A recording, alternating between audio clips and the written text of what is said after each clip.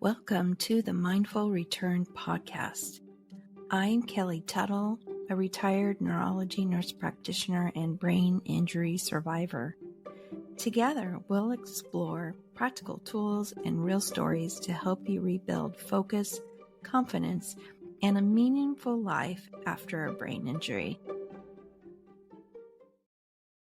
Hello and welcome back to the Mindful Return. Thank you so much for joining me. Today in this episode, I'm going to be talking about symptoms like dizziness. And I certainly had my symptoms of dizziness after my brain injury. And I'm wondering if you too have suffered from dizziness or feeling unsteady on your feet after a brain injury, my listeners. So what I'm going to do is start off with just a list of symptoms to take to your brain injury specialist. So if you do have symptoms of dizziness, lightheadedness, or feeling disoriented, these are common after a brain injury. Some people report the sensation of floating, not feeling grounded.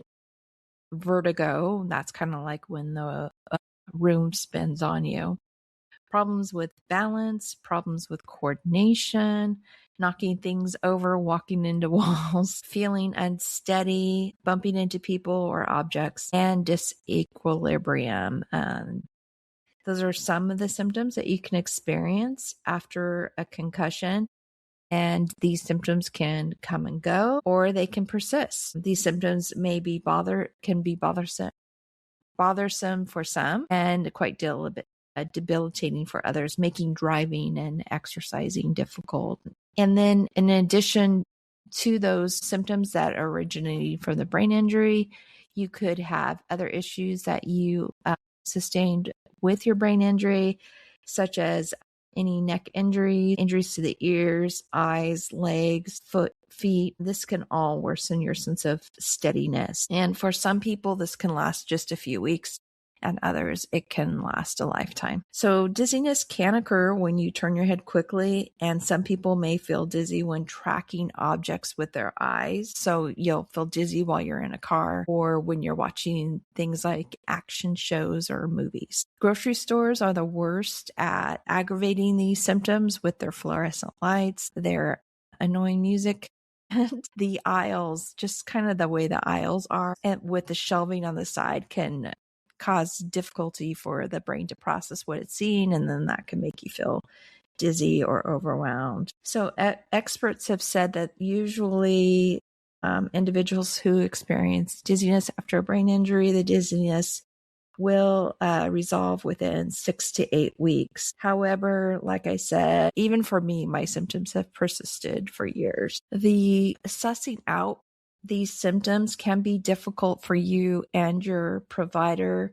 There's lots of things that can cause dizziness, not only just from your brain injury, but when you go to your doctor or your providers and you say, I have dizziness, it's in the medical community, considered a nonspecific symptom, meaning that it can be caused by so much. And so then it can be difficult to figure out where the symptom is coming from. So your brain determines your position in the world by utilizing several sensory pathways, including your vision, the balance organs in your inner ear, and the receptors in your neck and feet. Additional injuries to the back of the head or the neck can harm the brainstem and the cerebellum, which is also responsible for controlling balance and movement. So before your brain injury, all these worked together in harmony, functioning together quite well. However, after a brain injury, the connections can be disrupted. And as a result, they may compete for your brain's attention rather than providing a cohesive flow of information. The other thing is that these symptoms, oh my gosh, I can't talk. Okay. The other thing is that these systems also require a lot of energy to function. And that is energy that you in your brain may not have to offer. And if you have an energy deficit after your brain injury, fatigue and so forth will make your symptoms worse. Or if, like, for instance, if you overdo it, or you have a headache, or you have some emotional stress in your life, that's going to exacerbate your brain injury symptoms of dizziness and feeling off kilter on your own feet. So when you feel dizzy or off and not so steady, this is the time to take it easy until your symptoms resolve. You want to avoid driving and any high impact exercises, because the last thing you want to do is fall and get another head injury. So be really cautious when your dizziness has worsened, maybe because of a poor night of sleeping or some stress at work.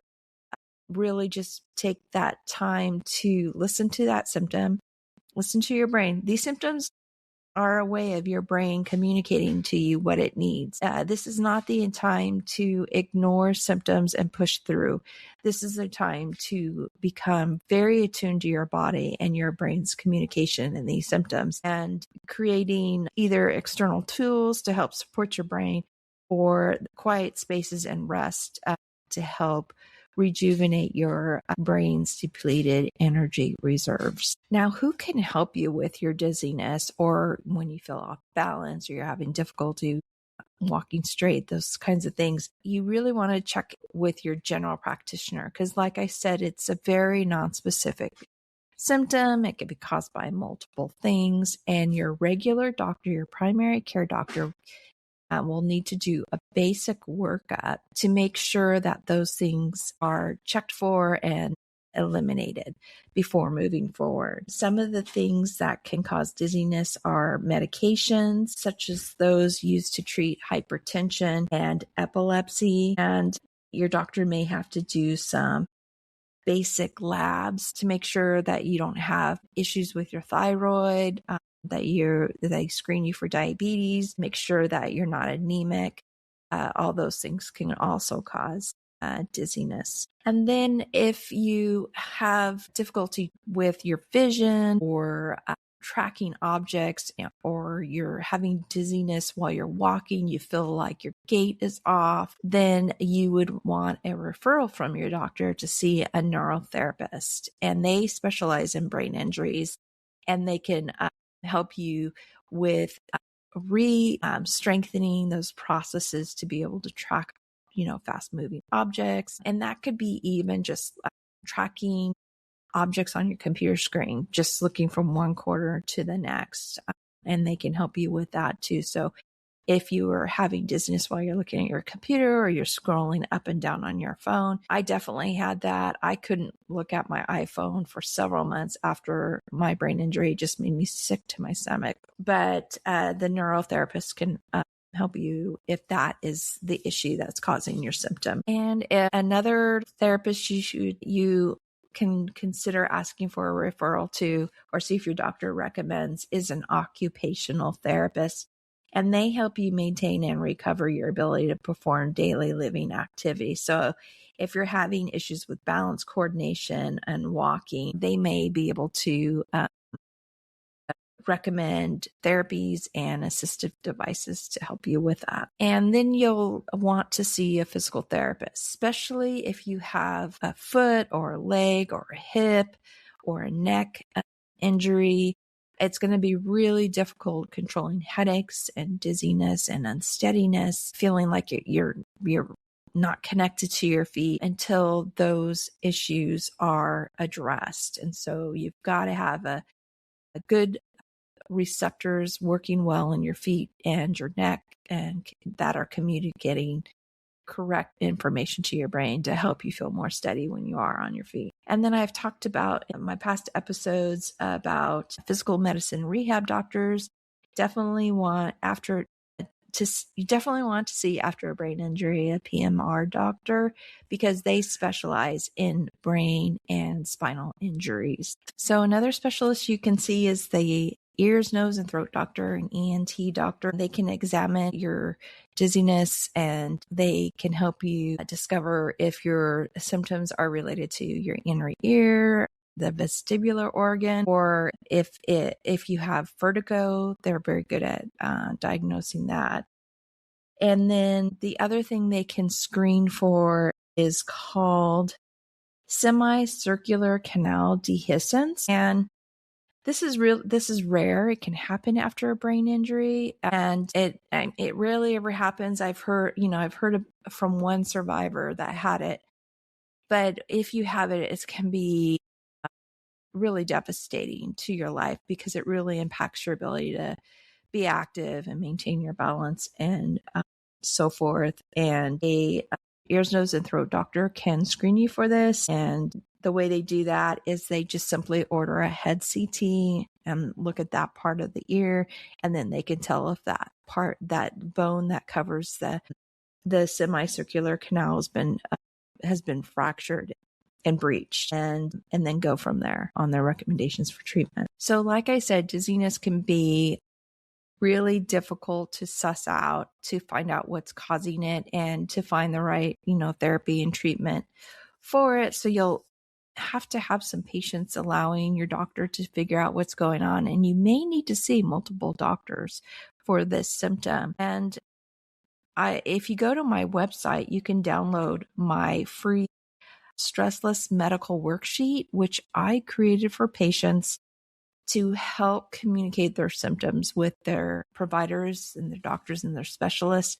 This worksheet has the questions that your provider or your doctor are going to know in the order that they're going to want to know them. And it will help you give them the information that they need to be able to figure out what type of dizziness you may be having and what's going on. For example, walking in and just saying, I'm dizzy isn't going to be really helpful. But if you can say, I'm dizzy when I watch action shows, TV shows, or movies, and things are moving fast, then I'll have that sense of dizziness. Or I have dizziness when I'm working on a computer, moving up and down screen, multiple windows, or when I'm scrolling up and down on my phone. That kind of information lets your doctor know that your dizziness could be related to difficulty with tracking objects with your eyes. So it's really important to have those details down. And unfortunately, most doctor appointments are limited in time. And so it helps when you go in with your symptoms that you're super concise about your symptoms, what makes them better, what makes them worse, you have descriptors like it's a headache that feels tight around my head, or it gets worse when I bend my head forward, or anything like that is really helpful. And what I found when I was a nurse practitioner, a lot of times is that patients would forget these details at their appointment because, no one likes going and seeing the doctor. No one likes being in the clinic. It's very stressful. And so you're not thinking your best. So if you can go in and have that written down and you can go, this is a symptom, this makes it worse, this makes it better, this is my medication list, this is the amount I'm taking, when I'm taking it, these are my questions that I had to ask you today. These are the referrals or the tests that I heard about that I would like you to order today. If you have that all down there, you're going to get so much more out of your appointment unlike if you're relying on your memory. And I don't know about your memory after your brain injury, but mine, sometimes it works, sometimes it doesn't. It could be glitchy. So it's not reliable, and it gets worse when I'm under any stress or I'm feeling tired. So please go to my website and download that medical worksheet. You can make multiple copies and fill that out before you see your specialist or your therapist, your mental therapist, all these. It's applicable to all these appointments, your yearly annual exam. If you fall and hurt your wrist, take that worksheet out, fill it out, and take it to your appointment and get more for your time and money when you're face to face with your doctor. Or, it could be used when you're doing a virtual appointment, either over the phone or over video. So please check it out and use it. It's a great tool. It's definitely something I use when I see my doctors. I've used it when I go and to appointments with my mom, with her specialist.